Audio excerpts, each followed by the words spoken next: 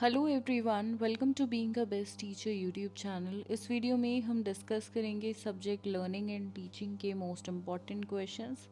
Basically complete subject हम cover करेंगे एक मैराथन क्लास में। So if you are new to the channel, do subscribe to our YouTube channel.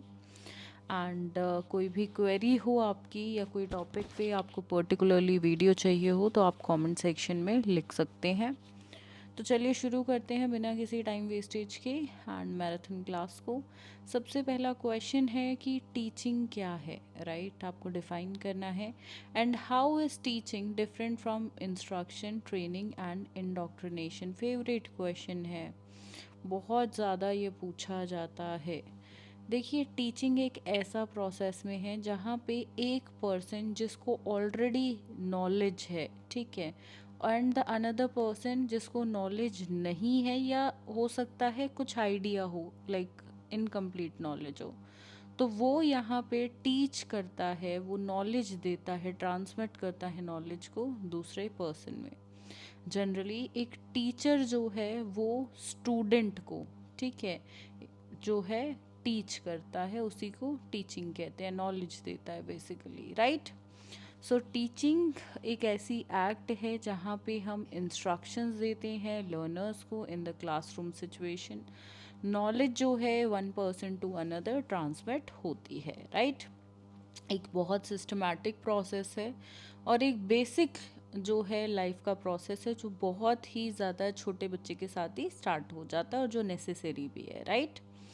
देखिए, देवे ने यहाँ पे कंसिडर किया है कि it as a like manipulation of the situations where the learner will acquire skills and insights with his own initiations, right?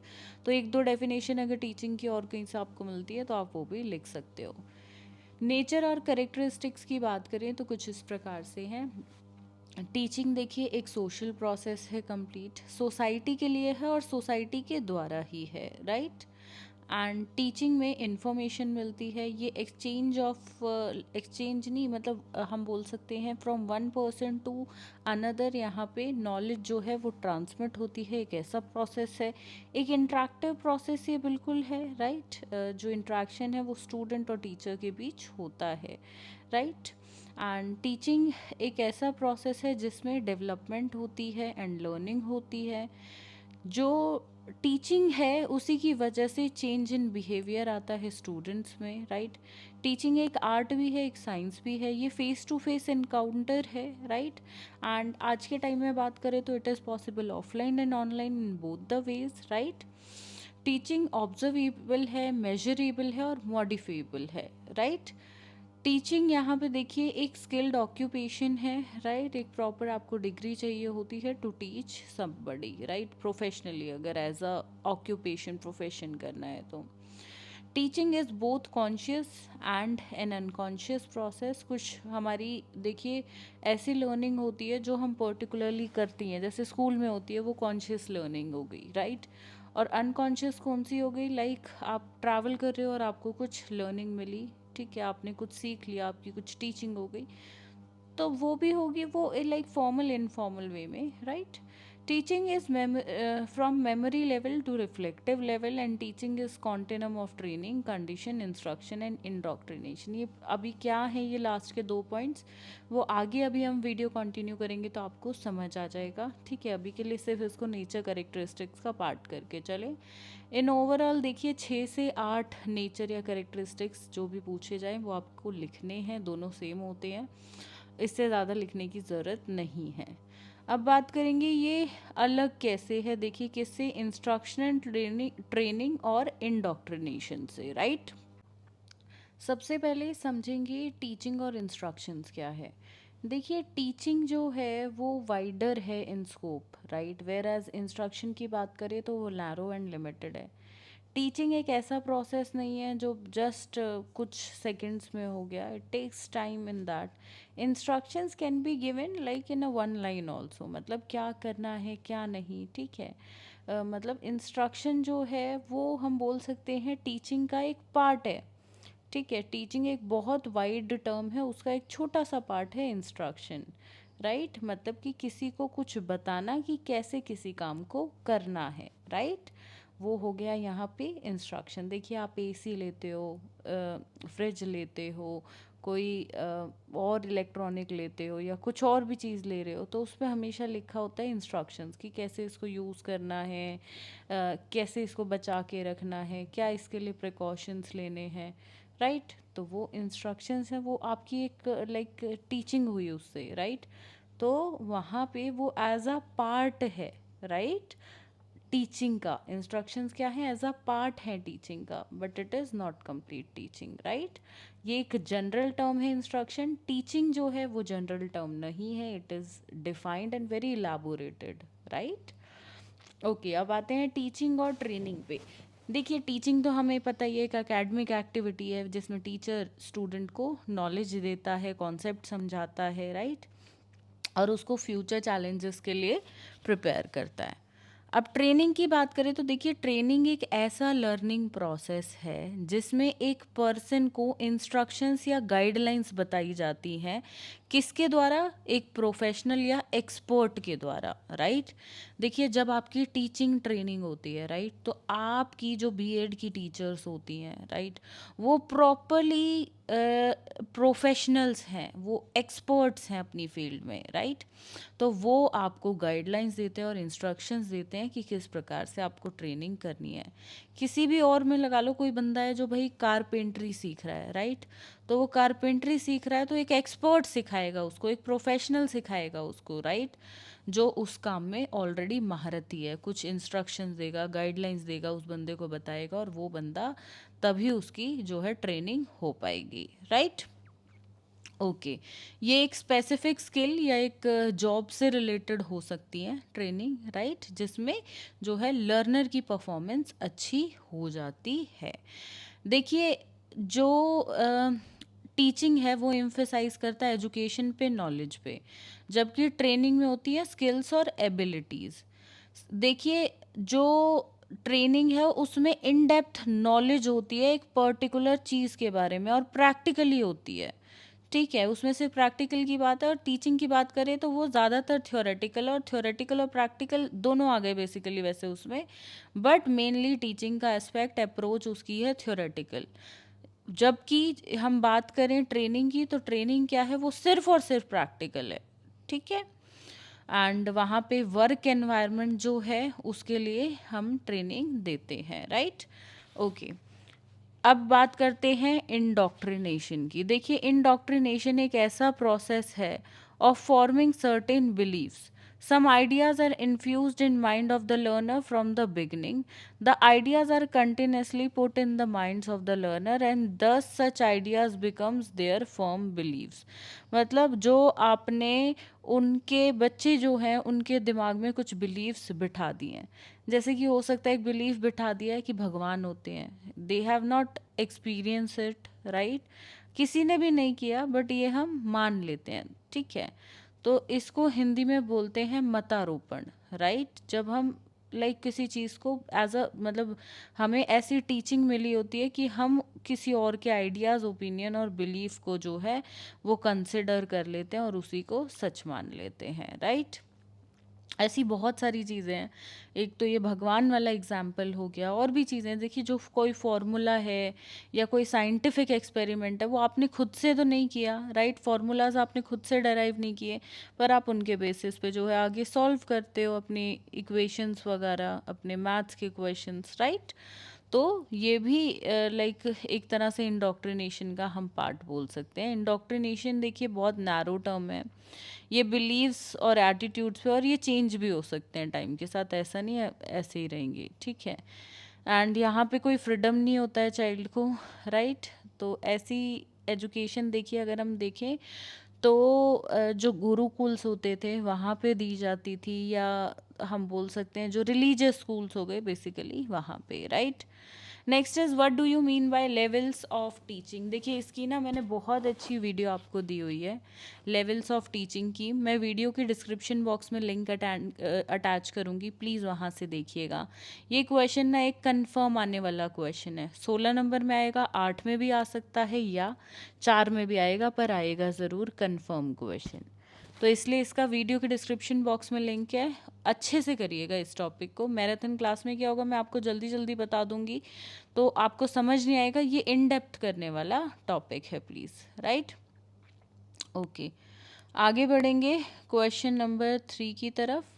Explain in detail the pre active, inter active and post active phases of teaching. Again मैं आपसे request करूंगी कि please आप इसकी भी video देखें। मैं देखिए हर जितनी भी मैराथन क्लास है ना, उसमें 3-4 क्वेश्चन हमेशा ऐसे होते हैं जो आपको डिटेल में करने हैं, क्योंकि वो आएंगे ही आएंगे आपके एग्ज़ाम में, कोई आने से उनको रोक नहीं सकता है। वो हर साल आने वाले क्वेश्चन है, थोड़ा घुमा के पूछ लेगा, या कभी 16 नंबर में दे दिया तो कभी एज अ शॉर्ट क्वेश्चन दे देगा, शॉर्ट मार्क्स में 4 मार्क्स में दे देगा, पर आते ज़रूर हैं। तो इट इज़ इम्पॉर्टेंट कि आप उनको अच्छे से करें दोस्तों, ठीक है।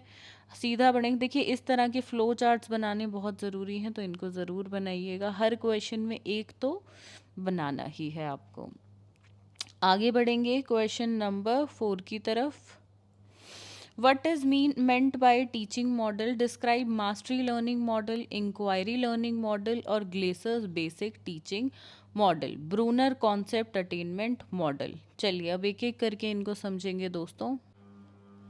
सबसे पहले बात करेंगे मास्टरी लर्निंग मॉडल की। देखिए मास्टरी लर्निंग मॉडल जो है वो बेंजामिन ब्लूम जो हैं, जिनका नाम बहुत लाइक टीचिंग फील्ड में एक पॉपुलर नाम है, तो उनके द्वारा ये कॉन्सेप्ट दिया गया, ठीक है। एंड बेंजामिन ब्लूम, प्लीज़ इनका पूरा नाम आप याद रखिएगा, ठीक है।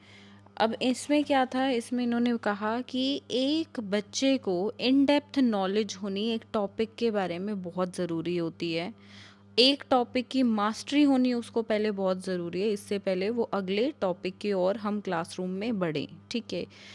कि बच्चा इससे पहले नेक्स्ट टॉपिक पे बढ़े, उससे पहले प्रीवियस टॉपिक की नॉलेज होना, प्रॉपरली इन डेप्थ नॉलेज होना उसको बहुत ज़रूरी है, अदरवाइज़ आगे नहीं बढ़ा जा सकता है। इसके लिए उन्होंने एक कुछ स्टेप्स भी बताए, ठीक है। एक फ्लो चार्ट जो आप बना सकते हो इसमें बेसिकली वो कैसे रहेगा, देखिए आप बीच में जो है सेंटर में लिखेंगे क्या, आपको सेंटर में यहाँ पे लिखना है मास्टरी, राइट।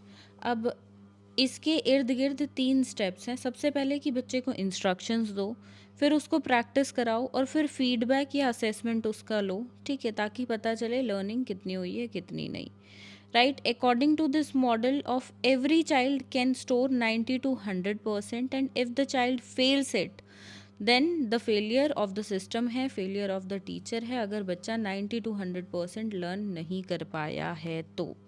समझ आना उसको बहुत ज़रूरी है, जो भी टॉपिक या सब्जेक्ट एरिया आप पढ़ा रहे हो, ठीक है। अगर टॉपिक में बच्चा सक्षम नहीं हुआ, उसको नहीं समझ आया है, तो आगे नहीं बढ़ा जा सकता है। तो ये था यहाँ पे मास्टरी लर्निंग मॉडल बेसिकली। बाकी आप रीड करोगे इसके बारे में तो आपको और अच्छे से समझ आएगा। आगे बढ़ेंगे अब हम इंक्वायरी लर्निंग मॉडल की तरफ। देखिए इंक्वायरी बेस्ड लर्निंग जो है वो एक स्टूडेंट सेंटर्ड टीचिंग मेथड है, जिसमें यहाँ पे इंकरेज किया जाता है बच्चों को कि वो इन्वेस्टिगेट करें और क्वेश्चंस पूछें, वो क्वेश्चंस पूछ के इन्वेस्टिगेट करें रियल वर्ल्ड प्रॉब्लम्स को, वो इंक्वायरी करें टीचर से, अपने एनवायरनमेंट से, अपने आसपास के लोगों से, और तब उनकी लर्निंग हो, राइट। इंक्वायरी कैसे करेंगे, ऑब्वियसली क्वेश्चंस पूछ के, आसपास छानबीन करके, इन्वेस्टिगेट करके, राइट। और इससे क्या होगा, बच्चे एक्टिवली जो हैं वो पार्टिसिपेट करेंगे लर्निंग के अंदर। तो इट इज़ वेरी इम्पॉर्टेंट कि हम बच्चों को ऐसी अपॉर्चुनिटीज़ प्रोवाइड कराएं और बच्चे जो हैं लर्निंग के अंदर जो है एक्टिवली इंगेज रहें, राइट। तो ये थी यहाँ पे हमारी जो इंक्वायरी बेस्ड लर्निंग है। इसके अंदर देखिए 4 टाइप्स के इंक्वायरी बेस्ड लर्निंग की बात करिए। पहली है द स्ट्रक्चर्ड इंक्वायरी अप्रोच, दूसरी है ओपन एंडेड इंक्वायरी, तीसरी है प्रॉब्लम बेस्ड इंक्वायरी और चौथी है द गाइडेड इंक्वायरी। जो आपको नाम से पता चल रहा है ना, वही है ये स्ट्रक्चर्ड इंक्वायरी, जो एक सीक्वेंशियल प्रोसेस में होगी, ऑर्गेनाइज्ड होगी। इसमें बच्चे क्वेश्चन पूछेंगे, रियल वर्ल्ड की प्रॉब्लम्स होंगी। और ये जो टाइप है ये ऑफन जो है देखिए साइंस क्लास में यूज़ होता है, राइट। कि बच्चे कुछ इन्वेस्टिगेट करते हैं, प्रॉब्लम्स मिलती हैं, क्वेश्चन पूछते हैं, फिर सॉल्यूशन पे आते हैं। ओपन एंडेड इंक्वायरी, जहाँ पे बच्चे फ्री फॉर्म अप्रोच का यूज़ यूज़ कर सकें, ज़्यादा से ज़्यादा क्वेश्चंस पूछ सकें according to their interest, according to their topics and so on. तीसरा है यहाँ पे द प्रॉब्लम बेस्ड इंक्वायरी। बच्चों को कोई प्रॉब्लम दी जाए, ठीक है, वो सॉल्व कर रहे हैं तो उनकी बीच बीच में इंक्वायरीज आती रहें, राइट। ये रियल वर्ल्ड की जो प्रॉब्लम्स होती है मैथमेटिक्स और इंजीनियरिंग क्लासेस में बेसिकली ये ज़्यादा यूज़ होती है। The guided inquiry is the fourth one approach. ये टीचर लेड अप्रोच होती है, ठीक है, यहाँ पे टीचर गाइड करता है बच्चों को, राइट, इंक्वायरी करने में, और इसी को बोला जाता है the guided inquiry approach, right. तो इसके बारे में आप लिख सकते हो। अगला मॉडल हमारा कौन सा है वो देखते हैं, फिर उस पर आते हैं। अगला मॉडल है यहाँ पे ग्लेसर्स बेसिक टीचिंग मॉडल। देखिए, ग्लेसर का जो बेसिक टीचिंग मॉडल है ये रॉबर्ट ग्लेसर जो थे उनके द्वारा डेवलप किया गया, ठीक है, उन्हीं के सरनेम पे बेसिकली ग्लेसर नाम इसका पड़ा है। 1962 में इसको डेवलप किया गया था। ये यहाँ पे टीचिंग और लर्निंग के बीच क्या रिलेशनशिप है वो दर्शाता है, और सिंपल और एडिक्वेट कॉन्सेप्ट्स बताता है कि टीचिंग प्रोसेस के क्या होते हैं। इस मॉडल जो है, देखिए, इसकी बुनियाद साइकोलॉजिकल बेसिस पे है, तो इसको साइकोलॉजिकल मॉडल ऑफ टीचिंग भी बोला जाता है, ठीक है। ये बेसिकली इस कैटेगरी से बिलोंग करता है, राइट। एक बेसिक टीचिंग मॉडल है ये, बिकॉज यहाँ पे जो प्रेजेंट किया जाता है वो बेसिक एनालिसिस है कि टीचिंग प्रोसेस कैसा होता है, राइट, कैसे इसको दर्शाया जाता है, एलिमेंट्स ऑफ टीचिंग की बताए जाते हैं, और उस वे में जो है इसको बेसिकली इसका प्रोसेस समझाया जाता है, प्रेजेंट किया जाता है, राइट। इसमें देखिए, इस मॉडल में अप्लाई होते हैं कुछ लेवल्स एजुकेशन के, elementary, secondary, higher etcetera. And यहाँ पे सब्जेक्ट मैटर जो है किसी भी like related to any subject, तो as a teacher can use this model for teaching term, तो वो भी है। और teaching for any length of time, like 40 minutes की क्लास हो, 1 घंटे की हो, कुछ वीक्स की हो, is possible using like this particular model of ग्लेसर्स basic teaching model जिसको बोला जाता है, ठीक है। यहाँ पे होल टीचिंग लर्निंग प्रोसेस को डिवाइड कर दिया जाता है 4 पार्ट्स में। ध्यान से सुनिएगा वो 4 पार्ट्स कौन से हैं। पहला है इंस्ट्रक्शनल ऑब्जेक्टिव्स, दूसरा है एंटरिंग बिहेवियर, तीसरा है इंस्ट्रक्शनल प्रोसीजर, और चौथा है performance assessment, right. Okay, instructional objectives, we know when we specify some of the like stated objectives, general objectives, specific objectives या behavioral term के objectives. Then entering behavior की हर एक बच्चे से like एक initial behavior क्लास में enter करने से पहले, teaching learning process से पहले क्या होगा, ठीक है। इसमें बेसिकली प्रीवियस नॉलेज देखते हैं कि बच्चे इस टॉपिक को पढ़ने के लिए सक्षम है या नहीं है, जो बेसिक पहले की नॉलेज उनको प्रीवियसली एक्वायर्ड कंज्यूम नॉलेज होनी चाहिए वो है या नहीं है। देन इंस्ट्रक्शन का प्रोसीजर जो लाइक एक्टिव पार्ट होता है टीचिंग का, कि जिसमें हमें बच्चों को इंस्ट्रक्शंस बेसिकली देनी है, राइट, वो होता है यहाँ पे। इसके अंदर हम क्या मेथड रहेगा पढ़ाने का, क्या प्रोसीजर रहेगा, क्या स्ट्रैटेजीज रहेगी, वो सब देखते हैं, राइट। वो सब किसके बेसिस पे देखते हैं, जो इसके ऊपर के 2 पार्ट्स हैं उनके बेसिस पे ये होता है। देन परफॉर्मेंस असेसमेंट, देखिए पढ़ा दिया तो अब बच्चों का असेसमेंट लेना भी बहुत ज़रूरी है कि जो पढ़ाया है वो समझ आया है या नहीं, राइट। इसके बाद है यहाँ पे ब्रूनर का कॉन्सेप्ट अटेनमेंट मॉडल। इसकी वीडियो मैंने चैनल पे अपलोड की है, वीडियो के डिस्क्रिप्शन बॉक्स में लिंक दे दिया है, कमेंट सेक्शन में पिन भी कर रही हूँ मैं साथ में सारे लिंक्स, तो आप प्लीज़ वहाँ से इस वीडियो को देखिएगा, क्योंकि ब्रूनर की वीडियो देखनी बहुत ज़रूरी है, अपने आप में अहम कॉन्सेप्ट है और जनरली ये सबसे ज़्यादा भी पूछा जाता है। ओके, अब है ब्रेन स्टॉर्मिंग का क्वेश्चन, ठीक है। ब्रेन स्टॉर्मिंग के क्वेश्चन की भी मैं आपको देखिए वीडियो दे रही हूँ लेक्चर की, कमेंट सेक्शन में, और पिन कर दिया है मैंने वहाँ पे, वो उस लिंक पे क्लिक करिएगा। मैं सेकंड हाफ है इसका टीचिंग लाइक टीम टीचिंग और लेक्चर स्ट्रैटेजी क्या है उस पे आती हूँ। देखिए, team teaching is basically when 2 teachers और मोर देन 2 टीचर्स एक साथ जो है कुछ ग्रुप ऑफ बच्चों को पढ़ाते हैं एक ही क्लासरूम में, राइट। टीम टीचिंग उसको बोलते हैं। जैसे कि कोई ऐसा कॉन्सेप्ट हो जिसमें मैथ्स का और साइंस का दोनों का यूसेज हो, तो वहाँ पे मैथ्स टीचर भी अवेलेबल हो और साइंस टीचर भी अवेलेबल हो, राइट। तो वहाँ पे टीम टीचिंग हो सकती है। और लेक्चर स्ट्रैटेजी क्या है, देखिए जब सिंपली जो ट्रेडिशनल पैटर्न चला रहा है जहाँ पे बच्चा पैसिव लर्नर होता है, ठीक है, वो एक्टिव नहीं होता लर्निंग के अंदर, और टीचर आती है क्लास में, वो लेक्चर देती हैं एंड सिंपली जो है टॉपिक पढ़ा दिया जाता है, राइट। तो वो लेक्चर स्ट्रैटेजी होती है। दोनों की वीडियो चैनल पे अपलोडेड है, अगर आप ब्रीफ में देखना चाहते हैं तो देख लीजिएगा, अदरवाइज़ ये यहाँ पे 3 मार्क्स के ही हैं, तो उस हिसाब से आप लिख सकते हो। क्वेश्चन नंबर 6 पे आएंगे। लर्निंग क्या है, लर्निंग का कॉन्सेप्ट, इंपॉर्टेंस, टाइप्स और फैक्टर्स जो लर्निंग को अफेक्ट करते हैं। तो लर्निंग देखिए एक ह्यूमन बिहेवियर है, ठीक है। हम सब लोग, चाहे वो एक पढ़ा लिखा इंसान हो, वो स्कूल जाता हो, कॉलेज जाता हो या नहीं भी गया हो कभी, सबकी लर्निंग होती है इस दुनिया में। कुछ लर्निंग फॉर्मल बेसिस पे होंगी, कुछ इनफॉर्मल बेसिस पे होंगी, राइट। कुछ कॉन्शियस होंगी, कुछ अनकॉन्शियस होंगी, लेकिन लर्निंग सभी की होती है, right. Okay, learning is a change in behaviour, चाहे वो बेटर बिहेवियर में कन्वर्ट हो या वर्स में, अच्छी लर्निंग हो या बुरी लर्निंग हो, लर्निंग तो लर्निंग है भाई, राइट। ओके, टाइप्स की बात करें तो देखिए problem solving, motor learning, verbal learning, concept learning, discrimination learning, ये सब यहाँ पे जो है टाइप्स हैं लर्निंग के। आप इनको देखिए यहाँ पे प्लीज़ एक बार रीड आउट कर लीजिएगा, ठीक है। लर्निंग ऑफ प्रिंसिपल्स, ठीक है, प्रिंसिपल्स का मतलब यहाँ पे हो गया आदर्श, सिद्धांत, ठीक है।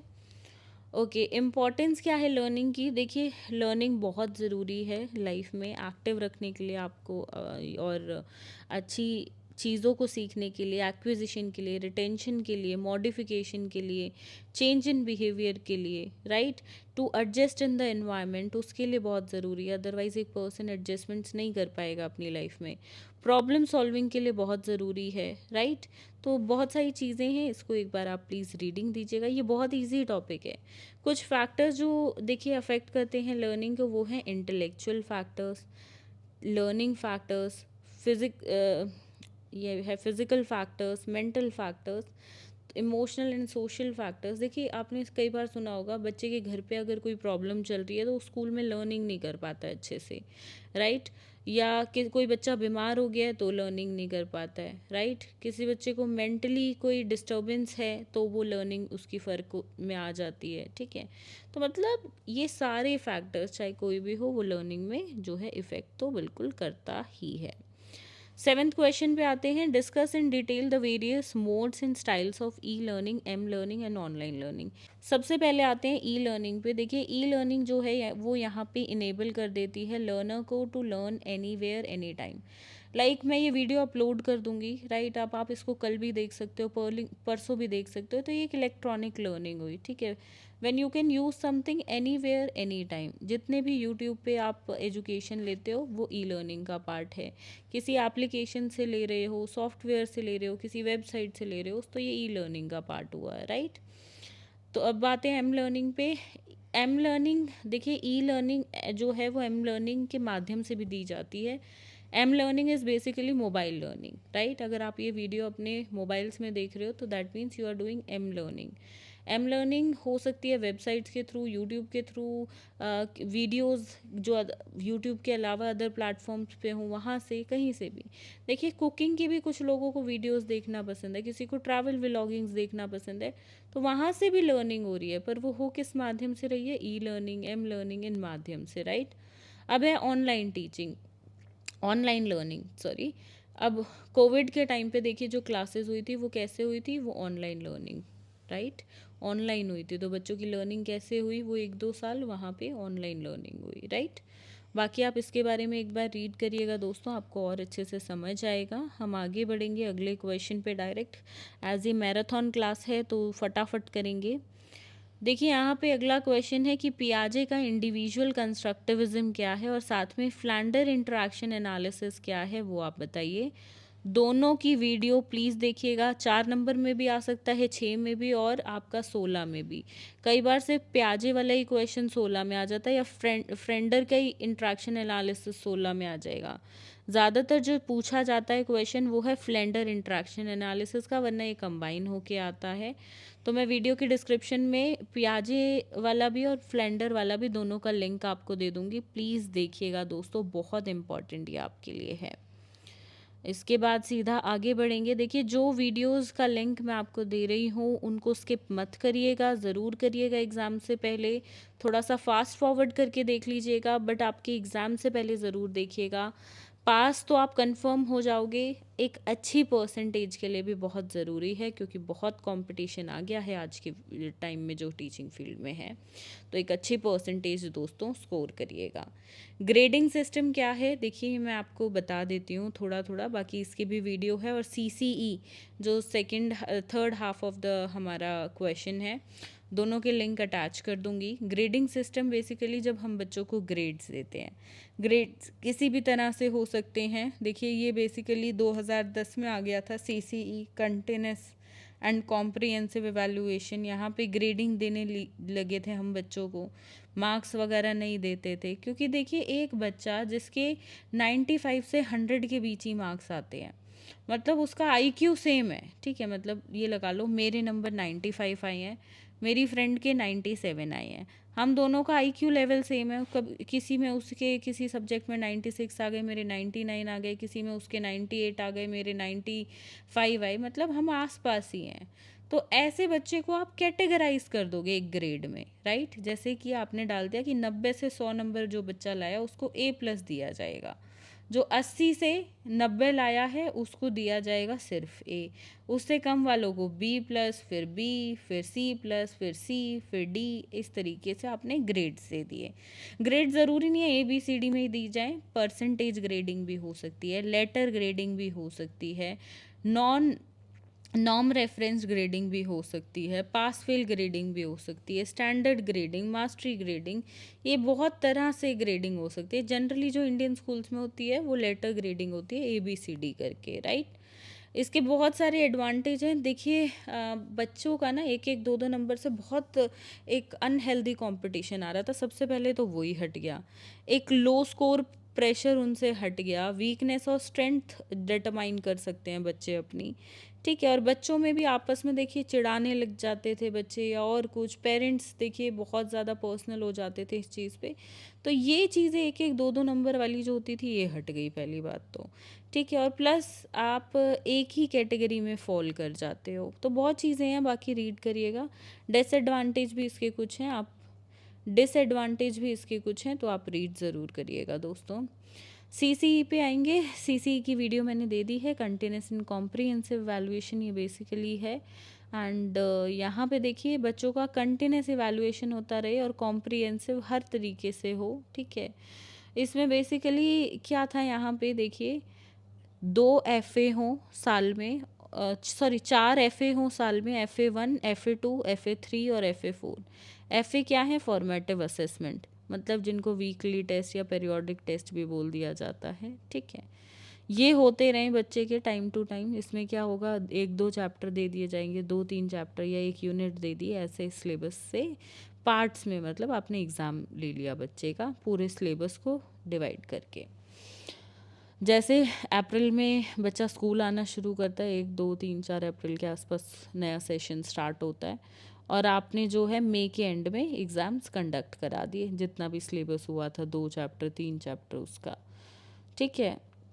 अब सबमिटिव असेसमेंट भी बोला जाता है फॉर्मेटिव के अलावा। 4 फॉर्मेटिव असेसमेंट हो गए तो 2 सबमिटिव असेसमेंट भी लिए जाएँ। इन सबमिटिव असेसमेंट में एक तो इनको बोला जाएगा सबमिटिव असेसमेंट 1 को हाफ ईयरली एग्ज़ाम, ठीक है, जो आधा कोर्स कवर करेगा। ये जनरली सितंबर अक्टूबर के महीने में कंडक्ट कराया जाएगा। और एक होगा SA2 जिसमें सारा सिलेबस साल का आएगा, या हाफ ईयरली के बाद से लेके जो एंड तक पढ़ाया गया है, मतलब मार्च तक फेब तक पढ़ाया गया है, वो बाकी का आएगा। तो इस तरीके से SA1 और SA2, FA total 4, FA1, FA2, FA3, FA4 ये कंडक्ट कराए जाएंगे, ठीक है। ओके, तो इसकी वीडियो ज़रूर देखिएगा और अच्छे से आपको समझ आएगा। अब फॉर्मेटिव और समेटिव असेसमेंट के बीच डिफरेंशिएट करना है, इसकी भी वीडियो का लिंक डिस्क्रिप्शन बॉक्स में मैं आपको दे रही हूँ। देखिए लर्निंग एंड टीचिंग ना ये आपको सी टेट में आगे या जो भी स्टेट टेट आप देते हो उसमें बहुत काम आएगा ये सब्जेक्ट। एक ये वाला और एक चाइल्डहुड वाला जो सब्जेक्ट आपका है, चाइल्डहुड एंड ग्रोइंग अप, जो ऑलरेडी आप पढ़ चुके हो, मैराथन जिसकी हो चुकी है, वो वाला, ये दो सब्जेक्ट बहुत काम आएंगे। तो थोड़ा सा ब्रीफ में करेंगे ना, आगे जाके आपको फ़ायदा ही होगा। Question number 12 is discuss the use of ICT in teaching learning process. देखिए आईसीटी का तो आज के टाइम में इंफॉर्मेशन एंड कम्युनिकेशन टेक्नोलॉजी का बहुत यूसेज है। कोविड के टाइम में देखा ऑनलाइन क्लासेस हो पाई, ई लर्निंग के लिए इसको यूज़ किया जाता है। देखिए साथ में बच्चों के आप देखोगे आज के टाइम में स्मार्ट क्लासेस हैं, स्मार्ट बोर्ड्स हैं, एजुकेशनल पैनल्स हैं, स्कूल में कंप्यूटर्स होते हैं, राइट। बच्चे इंटरनेट को एक्सेस कर पाते हैं, राइट। एंड बहुत सारी ऐसी लेबोरेटरीज़ हैं, लैंग्वेज लेबोरेटरीज़ हैं, जहाँ पे कंप्यूटर्स होते हैं बेसिकली, एंड बच्चे अच्छे से यूज़ कर पाते हैं उनको, वीडियो कॉन्फ्रेंसिंग कर पाते हैं बच्चे। आज के टाइम में यूट्यूब ऑपरेट कर पाते हैं। जो क्लास में कॉन्सेप्ट्स रह गए उनको नहीं समझ आए वो वहाँ से पढ़ लेते हैं। ट्यूशन्स की ज़रूरत नहीं पड़ती है हमेशा। जो बच्चे लाइक फ़ीस दे के इतना नहीं पढ़ सकते, वो यूट्यूब के माध्यम से आज के टाइम में या वेबसाइट्स वगैरह से पढ़ लेते हैं, ठीक है।